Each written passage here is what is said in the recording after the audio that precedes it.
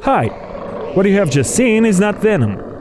It's a mechanical audio visualizer made of servos, bulb and cool ferromagnetic liquid. On the internet there are hundreds of recipes on how to create a ferromagnetic liquid, so let us try out one of them. I will follow the instructions precisely. I take printer toner, then put it into a bulb, add vegetable oil, mix it all to blend, check the result with a magnet.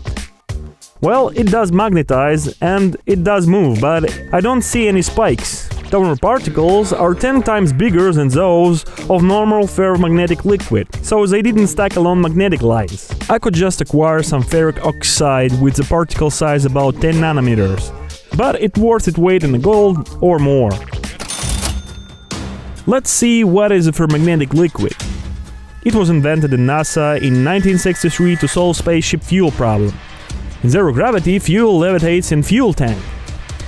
So they decided to magnetize fuel by mixing it with some kind of metal and then control it with external magnets. The main part of that liquid is a magnetic powder, which is usually made of small particles of iron, placed in a certain liquid like water, silicon, kerosene, well, some liquid. In order for the powder not to precipitate or stick together, surface active substances are used. Molecules of this substance adhere to the powder particles and protect them from sticking together. The ferromagnetism part is clear. It moves while affected by a magnetic field. But how to move the source of the magnetic field? I assembled the test bench to see how quickly servos can move carriers. Here's an ordinary servo and here is a drawer slide. It's not suitable for the project because of the way it is constructed, but it's just fine for the prototype. These arms transform servo's rotation into carrier vertical movement. Mega is used in the prototype. There is a sketch test program. Let's see. Power on, volume up.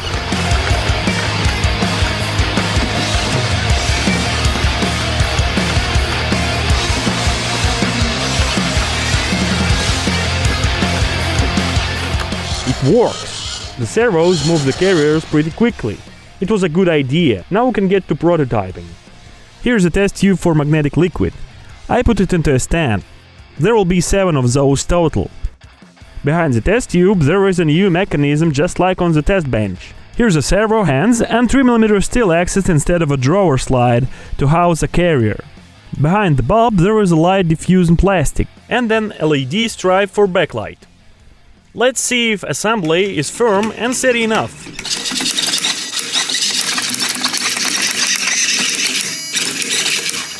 Great, it didn't break. It's time for chemistry. Self-made magnetic liquid won't do. One can also purchase it ready-made. I bought a silicon-based liquid. Though here's a new problem. If I put the liquid into a test tube, it leaves marking on the glass. Here's an idea. If I put salt water in the test tube, the ferromagnetic liquid should drown. And when I pull it with the magnet, it should slide on the glass without marking it. I'm going to try it out. Test tube, water. I add a few drops and see that it still does leave markings. Okay, here's another kind of ferromagnetic liquid. Water-based. Let's try putting it in oil. The oil turns dark and the liquid still leaves markings. The last available option is a kerosene-based liquid. Let me put it in water. Nice, that is it.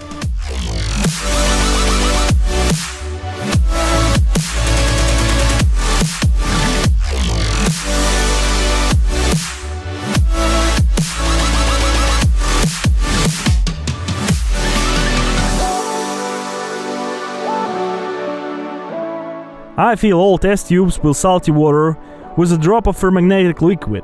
Seal them with sealant. There is air left in some bulbs. I get rid of it with a syringe. The liquid should move inside these bulbs. I'll try using an electric magnet. This is a 12 volts electric magnet with 1.5 kg force. Let's power it up. I move it closer to the bulb, then pull it away. The hedgehogs is unimpressive. The magnetic field created by this magnet's coil is clearly not enough. A powerful magnet would be much bigger, like this one. And I don't want any large magnets in the assembly. So I will use a permanent magnet. This time I cut pillow-white wood. It's about 4 mm thick, so I have to turn all the pieces that I don't fit. I fix the servos on stands and insert it in the base. I will add hands later, after I assembled the upper part with carriers. These flanks I use to secure the bulbs in place. I screw the flanks into the panel and cover the servos with it. I have to hammer the panel into place. No more screwing though, it's tough. Here is the faceplate. I have to hammer it too. Now the upper part and the carriers. The carriers hold a pair of magnets and slide along the guide rods, like in the prototype. Now I need to install the hands. Servos in the natural position. Trying on the hands. However, installing them requires that I disassemble the lower parts. I fit the servos one by one and install the hands. Next, I put everything back in place and cover it with big side panels. Here goes the plastic to prevent us from seeing the magnets and the LED stripes. I cut it with metal cutter.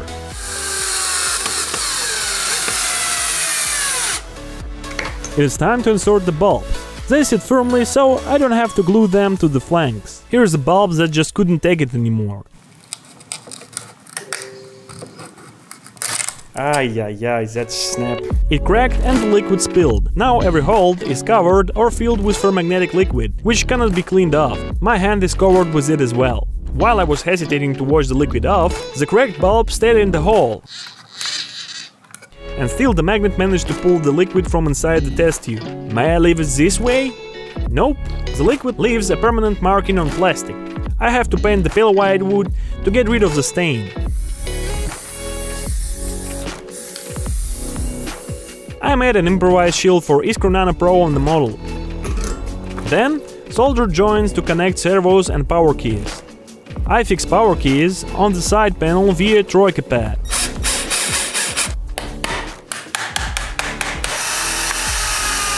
The model on the opposite one. I connect servos and power.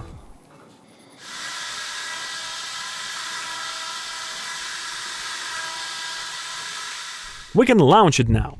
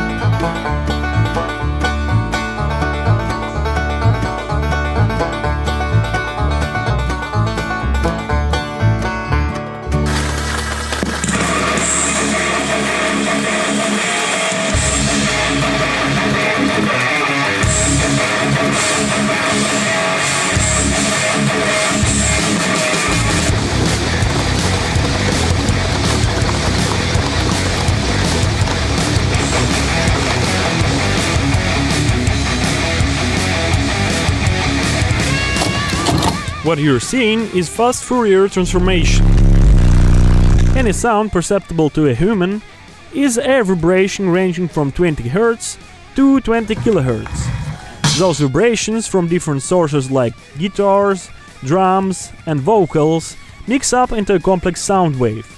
Graphic Spectrum Analyzer with FFT splits the sound wave into parts and shows separate frequencies forming the sound.